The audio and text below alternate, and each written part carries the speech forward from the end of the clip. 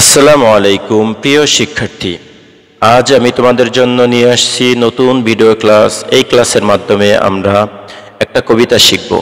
তোমরা জানো, তোমরা যারা নবম দশম শ্রেণীতে পড়তেছো, তোমাদের নতুন যে শর্ট সিলেবাস আসছে দশম শ্রেণীর জন্য 2025 সালে, তাদের জন্য নতুন একটা সংযোজন আসছে ইংরেজি প্রথম পত্রের ভিতরে। অর্থাৎ কবিতার ভিতরে 10 মার্ক থাকবে তোমাদের শর্ট কোশ্চেন, এবং স্টোরির ভিতরে 10 মার্ক থাকবে শর্ট কোশ্চেনে। তো আমরা আজকে আলোচনা করব কবিতা নিয়ে। এই কবিতার মাঝে আমরা কবিতার মূল ভাবটা এবং লাইন বাই লাইন অর্থ বুঝে নিব। তো আজকে যে কবিতা নিয়ে আমরা আলোচনা করব অলরেডি তোমরা বুঝে গিয়েছো অবশ্যই। তারপর আমি একবার বলে দিচ্ছি, এই কবিতাটা তোমাদের ইংলিশ ফর টুডে বইয়ের ইউনিট 11 এবং লিসন 1। আর এই কবিতার নাম বুকস, এবং এর লেখক এলিনর ফার্জিয়ন। তাহলে এই কবিতাটা আমরা শুরু করতেছি। সকলেই মনোযোগ দিয়ে পড়বা, এবং প্রয়োজন হলে তোমার সামনে খাতা কলম রাখতে পারো। ওকে, আমরা আজকে তাহলে মূল কবিতায় চলে যাচ্ছি। আমরা এখন বাংলা অর্থ, লাইন বাই লাইন অর্থ বোঝার চেষ্টা করব। আর অর্থ বুঝে যদি পড়ি তাহলে আমাদের ছোট্ট কোশ্চেনগুলো মুখস্থ করার প্রয়োজন হবে না মূলত। তো বুঝে বুঝে পড়লে আসলে মুখস্থ করার অত বেশি প্রয়োজন হয় না। মনোযোগ দিয়ে যদি তুমি এই কবিতাটি ভালো করে লাইন বাই লাইন অর্থ দেখো, তাহলে আশা করি তোমার আর আলাদা করে নতুন করে বই পড়ার প্রয়োজন হবে না। তাহলে চলো আজকে শুরু করি আমাদের কবিতাটি। What worlds of wonder are our books. তাহলে এই প্রথম লাইনের কথা বলা হচ্ছে যে হোয়াট ওয়ার্ল্ডস অফ ওয়ান্ডার, কি বিস্ময়ের পৃথিবী, আর আওয়ার বুকস, আমাদের বইটা। তাহলে আমাদের বইগুলো কি বিস্ময়ের পৃথিবী, এইটাই বোঝানো হচ্ছে। ওয়ান্ডার শব্দের অর্থ বিস্ময়। আমরা যদি এখানে দেখি, ওয়ান্ডার শব্দের অর্থ কি? বিস্ময়, ঠিক আছে। আর এখানে তাহলে বাংলা অর্থ পুরোটার কি পাচ্ছি আমরা? আমাদের বইগুলো কত বিস্ময়কর এক জগৎ। অর্থাৎ আমাদের যে বইগুলো আছে সেগুলো একটা বিস্ময়কর একটা জগতের মতো। এজ মানে যেহেতু অথবা যখন, এই জায়গায় নিচে দেওয়া আছে যখন, তাহলে যখন হিসেবে ধরে নেই। ওয়ান মানে কেউ অথবা একজন মানুষ। ওপেন্স মানে খোলা। দেম ওই বই, দেম মানে বইগুলোকে বোঝাচ্ছে, বুকসকে বোঝাচ্ছে। তাহলে ওপেন্স দেম মানে ওই বইগুলোকে খুলে, অ্যান্ড লুকস এবং দেখে, এবং বইয়ের দিকে তাকায়। তাহলে যখন কোনো মানুষ বইগুলো খুলে এবং বইয়ের দিকে দেখে অথবা বইয়ের দিকে তাকায়, নিচে যে সাবলীল বাংলা অর্থ দেওয়া আছে সেটা একটু দেখো। সেটা যখন কেউ তা খুলে এবং দেখে। New ideas and people rise. New ideas অর্থাৎ নতুন নতুন আইডিয়া, আইডিয়া মানে ধারণা, নতুন নতুন idea, and people rise, rise মানে ওঠা। নতুন নতুন ধারণা তাদের ভিতরে জন্ম নেয়, এবং নতুন নতুন পিপল মানুষকে তারা দেখতে পায়, অর্থাৎ জাগ্রত হয়। ইন আওয়ার ফেন্সিস, আমাদের ফেন্সিতে।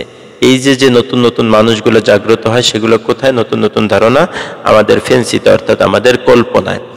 আর অ্যান্ড আওয়ার আইস, এবং আমাদের চোখে, অর্থাৎ আমাদের চোখের সামনে এবং আমাদের কল্পনার জগতে নতুন নতুন ধারণা জেগে ওঠে। তাহলে নিচে যে বাংলাটা দেখতে পাচ্ছি, আমাদের কল্পনা এবং চোখের সামনে, অর্থাৎ নতুন নতুন ধারণা, নতুন নতুন মানুষ ভেসে ওঠে আমাদের কল্পনা এবং চোখের সামনে। তাহলে আমরা প্রথম স্ট্যান্জায় যেটা শিখতে পারলাম, সেটা ব্যাখ্যাটা যদি দেখি, এই স্তবকে বলা হয়েছে যে বই আমাদের সামনে এক বিস্ময়কর দুনিয়া খুলে দেয়। বই পড়ার সময় নতুন নতুন ধারণা, চরিত্র আমাদের কল্পনার মাঝে জীবন্ত হয়ে ওঠে। তাহলে নতুন নতুন ধারণা এবং নতুন নতুন চরিত্র আমরা মনে হয় যে বাস্তবের মতোই দেখতেছি, এরকম একটা জিনিস, ফিলিংস আমাদের ভিতরে কাজ করে। আমরা যদি দ্বিতীয় স্ট্যান্জায় আসি, তাহলে দেখতে পাবো দ্য রুম, ওই রুমটা, উই সিট, যেইখানে আমরা বসে থাকি। সিট মানে বসা, আমরা জানি। সিট, যে রুমে আমরা বসে থাকি। ইন মেল্টস অ্যাওয়ে, সেই রুমটা মেল্টস মানে গলে যাওয়া, গলিত হওয়া। অ্যাওয়ে মানে হারায় যায়, অর্থাৎ গলে যায়। যেই রুমে আমরা বসে থাকি সেই রুমটা হারিয়ে যায় অথবা নিশ্চিহ্ন হয়ে যায়, এমনটা বোঝাচ্ছে। নিচে দেখো, যে ঘরে আমরা বসে আছি তা যেন মিলিয়ে যায়, ঠিক আছে। অর্থাৎ অদৃশ্য হয়ে যায়। একটা রুমে আমরা বসে বসে মূলত কবিতাটা পড়ি, পড়তে সময় মনে হয় যে আসলে আমরা সেই রুমে নেই, অন্য কোনো জগতে অথবা অন্য কোথাও চলে গেছি, এমনটা মনে হয়। তারপরের লাইন যদি দেখি, and we find our self at play, এবং আমরা আমাদেরকে নিজেদেরকে পাই, ফাইন্ড মানে খুঁজে পাওয়া, তালাশ করে পাওয়া, এরকম। আওয়ার সেলভস আমাদের নিজেদেরকে অ্যাট প্লে, অর্থাৎ খেলার মাঝে। প্লে মানে হচ্ছে গিয়ে গেম অথবা খেলা, খেলার মাঝে হচ্ছে আমরা আমাদেরকে খুঁজে পাই। অর্থাৎ আমরা যখন কোনো কবিতা পড়ি তখন এই কবিতা পড়তে সময় একটা জায়গায়, একটা রুমে বসে পড়ি। সেই রুমটা যদি কোনো কবিতাটা এমন হয় যে কোনো কবিতা খেলা নিয়ে আলোচনা করছে অথবা খেলার সম্পর্কে একটা কবিতা হয়, তাহলে ওই রুমটা মনে হয় যে না, আমি ওইখানে নেই, কোনো একটা খেলার মাঠে চলে গেছি। অর্থাৎ আমরা নিজেদেরকে খুঁজে পাই একটা খেলার মাঠে। এই লাইনের যদি সাবলীল বাংলা অর্থ বলি তাহলে, আর আমরা নিজেদেরকে দেখি খেলার মাঝে। With someone who before the end. তাহলে এই যে একটা লাইন বলা হয়েছে আগের লাইনের সাথে, এইগুলো একটা একটা স্ট্যান্জা এক একটা ভাব প্রকাশ করে। তো এই জায়গায় বলা হয়েছে উইথ সামওয়ান, কোন একজন মানুষের সাথে, হু এমন যে ব্যক্তি, বিফোর দ্য এন্ড মানে হচ্ছে যেই ব্যক্তিটা মানে কবিতাটা শেষ হওয়ার পূর্বে অথবা এই যে একটা গল্পটা শেষ হওয়ার পূর্বে, may become our chosen friend, মানে হয়ে যেতে পারে, সেই ব্যক্তিটা হয়ে যেতে পারে আমাদের চুজেন ফ্রেন্ড, অর্থাৎ হচ্ছে গিয়ে পছন্দকৃত বন্ধু। চুজেন শব্দের অর্থ হচ্ছে গিয়ে প্রিয় অথবা পছন্দকৃত। তাহলে আমরা বলতে পারি চুজেন ফ্রেন্ড মানে প্রিয় বন্ধু। তাহলে উপরের লাইনের সাথে নিচের লাইন যদি বলি যে আমরা হচ্ছে যেই কবিতাটা অথবা যেই গল্পটা পড়ি বই থেকে, ওই গল্পটা অথবা কবিতাটা পড়ার সময় আমাদের কাছে মনে হয় ওই গল্পটা পড়তে পড়তে ওর ভিতরে যে ক্যারেক্টারটা, কিছু কিছু ক্যারেক্টারকে আমাদের কাছে মনে হয় যে তারা আসলে আমার প্রিয় বন্ধু, এমনটা একটা সময় ভাব চলে আসে। তাহলে এই দুই লাইনের অর্থ হচ্ছে কারো সাথে যে গল্পর শেষে আমাদের প্রিয় বন্ধু হয়ে ওঠে। অর্থাৎ কেউ কেউ মাঝে মাঝে আমাদের গল্প শেষ হওয়ার পূর্বেই প্রিয় বন্ধু হয়ে ওঠে। তাহলে এই স্তবক থেকে আমরা যেটা শিখলাম তা হচ্ছে, বই পড়ার সময় আমাদের চারপাশের বাস্তবতা যেন হারিয়ে যায় আর আমরা গল্পের চরিত্রের সঙ্গে মিশিয়ে যাই। বইয়ের চরিত্রগুলোর সঙ্গে এমন অনুভূতি জন্মায় যে তারা আমাদের সত্যিকারের বন্ধু হয়ে ওঠে। অর্থাৎ এই বইয়ের যে চরিত্রগুলো থাকে সেগুলো মাঝে মাঝে মনে হয় যে আসলেই তারা আমার প্রিয় বন্ধু অথবা প্রিয় হচ্ছে লিগে কোনো মানুষ, এমনটাই আমাদের কাছে মনে হতে শুরু করে। তাহলে আমরা যদি 3 নম্বর স্ট্যান্জায় আসি, 3 নম্বর স্তবকের ভিতরে আমরা পাচ্ছি or we sail along the page। Sail মানে হচ্ছে গিয়া পাল তুলে কোথাও দিকে এগিয়ে যাওয়া, মূলত হচ্ছে নৌকা অথবা কি বলে জাহাজ, যে পালতোলা জাহাজ আছে এইগুলো চালায়া সামনের দিকে এগিয়ে যাওয়াকে সেল বলা হয়। মানে প্রবাহের মাধ্যমে, বাতাসের মাধ্যমে সামনের দিকে এগিয়ে যাওয়া মূলত বোঝাচ্ছে। along the page, along মানে হচ্ছে বরাবর, along মানে কি, এই along মানে হচ্ছে বরাবর, the page মানে হচ্ছে গিয়া পাতা, বইয়ের পাতা। তাহলে we sail along the page, এটার মানে বোঝাচ্ছে যে এরকম আমরা যখন এই পেজের পাতার বরাবর যখন হচ্ছে কি করি, আমরা সেল করি অর্থাৎ এগিয়ে যাই, তখন কি ঘটে, to some other land or page, মানে হচ্ছে যখন আমরা হচ্ছে এই পেজগুলো কি করি, সামনের দিকে একটা পেজের পর আর একটা পেজ উল্টাই, to some other land or age, তখন হচ্ছে কি হয়, তখন হচ্ছে যে মনে হয় যে আমরা আদার কোনো ল্যান্ডে, অন্য কোনো ল্যান্ড মানে হচ্ছে ভূমি অথবা জায়গা, এজ মানে হচ্ছে লিখে যুগ অথবা বয়স আর কি, হ্যাঁ যুগটাই মূলত বোঝাচ্ছে।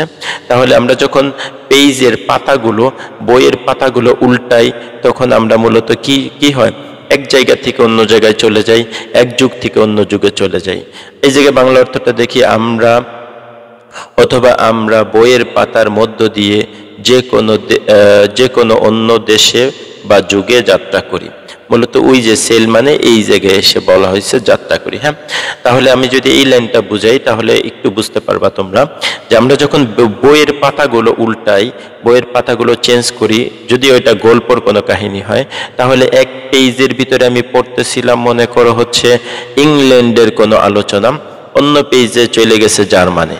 তাহলে আমরা সেই ক্ষেত্রে কি দেখতে পাই যে যখন বইয়ের পাতাটা উল্টাচ্ছি তখন আমার কাছে মনে হচ্ছে আমি জার্মানিই চলে গেছি, তো এরকম জাপানে চলে গেছি, এরকমই মনে হবে যে বইয়ের পাতা উল্টানোর সাথে সাথে আদার কোনো ল্যান্ডে আমি চলে যাচ্ছি, অর্থাৎ যাত্রা করতেছি এক পেজ থেকে আর এক পেজে যাওয়ার মাধ্যমে আমি অন্য দেশে যাত্রা করতেছি। অথবা অন্য যুগ ক্ষেত্রে যদি বলি, আমরা যখন বইয়ের পাতা উল্টাই প্রথম পেজে মনে করো আমি দেখতেছি হচ্ছে মধ্যযুগের কাহিনী, পরের পেজে আধুনিক যুগের কাহিনী চলে আসতে পারে, তাহলে আমার কাছে মনে হচ্ছে এক যুগ আমি পার হয়ে অন্য যুগে ঢুকে গেছি এরকম, অর্থাৎ এজটা চেঞ্জ হয়ে গেছে। সেই জিনিসটা এখানে বলা হয়েছে যে পেজের পাতা প্রত্যেকটা পেজ চেঞ্জ করার মাধ্যমে আমরা এক যুগ থেকে অন্য যুগ, এক দেশ থেকে অন্য দেশে চলে যাই।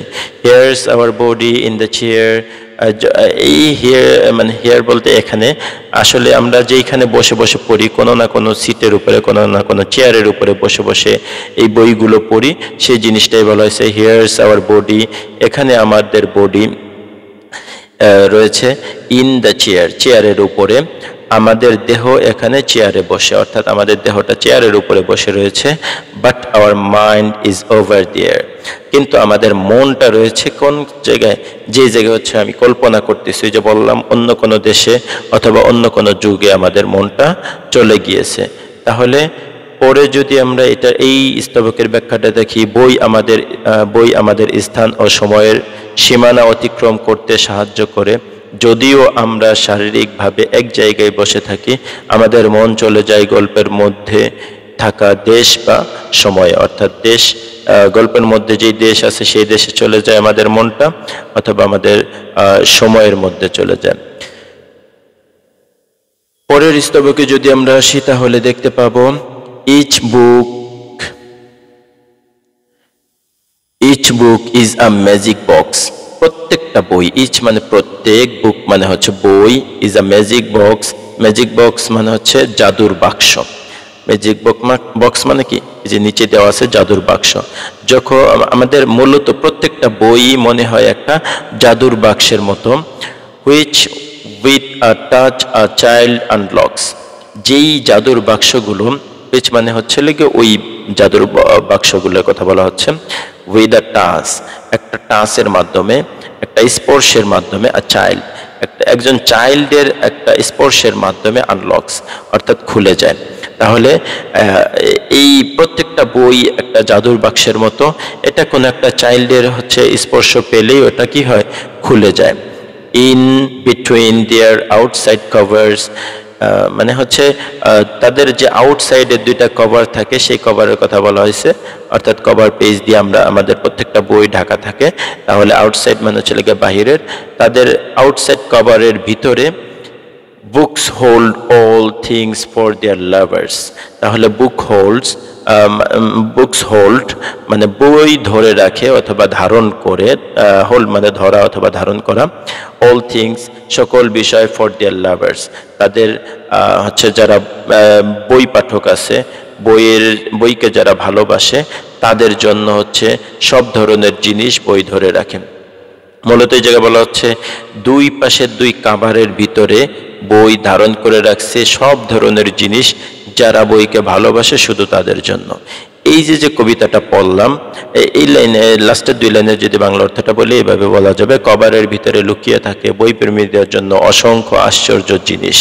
তাহলে আমরা যদি এই কবিতাটার লাস্টের স্ট্যান্জার ইয়াটা বুঝি, তাহলে এখানে বইকে এক জাদুর বাক্সের সঙ্গে তুলনা করা হয়েছে। যখন কেউ বই খোলে তখন তার সামনে নতুন এক জগৎ খুলে যায়। বইয়ের পাতার ভিতরে অসংখ্য গল্প, জ্ঞান, কল্পনা লুকিয়ে থাকে, যা বই প্রেমীদের মুগ্ধ করে। আমরা যদি এই কবিতাটার মূল সামারি করি তাহলে হচ্ছে মূলত লাস্টের লাইন দিয়ে বুঝতে পারি যে এই বই শুধু তাদেরকে আনন্দ দেয়, তাদের কাছে হচ্ছে জাদুর বাক্স যারা হচ্ছে বই প্রেমী। সবাই এটা পড়ে মজা পাবে না, সবাই এটা পড়ে ভালো বুঝতে পারবে না। ঠিক আছে, আজকের মতো এই কবিতা এখানেই শেষ করতেছি।